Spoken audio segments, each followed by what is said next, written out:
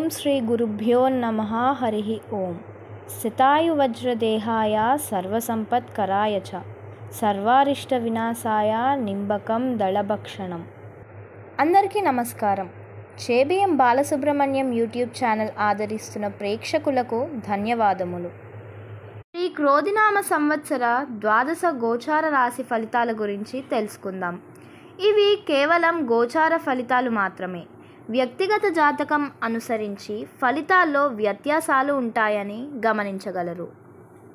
శ్రీ క్రోధినామ సంవత్సర కన్యా రాశి ఫలితాలు ఈ విధంగా ఉన్నాయి.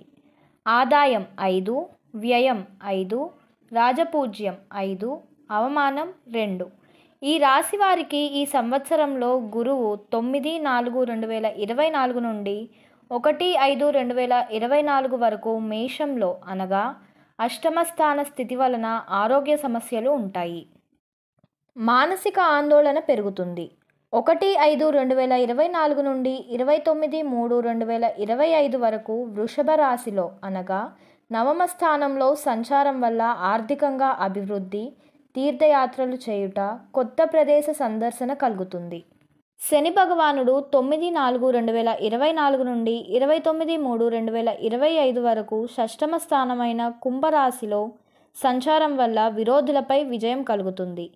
9/4/2024 నుండి 29/3/2025 వరకు రాహు మీనరాశిలో అనగా సప్తమంలో సంచారం వల్ల పనులలో ఆటంకాలు, అనుకోని ప్రయాణాలు మరియు కేతు కన్యా రాశిలో అనగా జన్మస్థానంలో సంచారం వలన వృద్ధాశ్రమ, ఆశాభంగం కలుగుతుంది.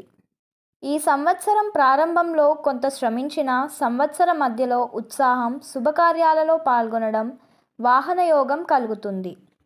మీరు ఎప్పటి నుండో అనుకూలం అనుకున్న వారు మీకు విరోధులుగా మారే అవకాశాలు అధికం. కావున మీ వ్యక్తిగత సంచారంలో గోప్యత అవసరం, జాగ్రత్త అవసరం. మొత్తం మీద ఈ రాశి వారికి ఈ సంవత్సరం గతంలో కన్నా మెరుగు ఉంటుంది.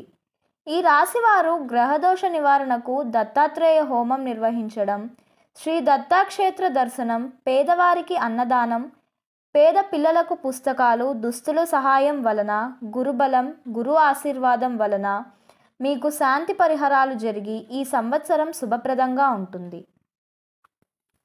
నమస్కారం. స్వస్తి ప్రజాభ్య పరిపాలయంతాం న్యాయేన మార్గేణ మహిం మహేషాః గోబ్రాహ్మణేభ్యః శుభమస్తు నిత్యం. లోకా సమస్తా సుఖినో భవంతు.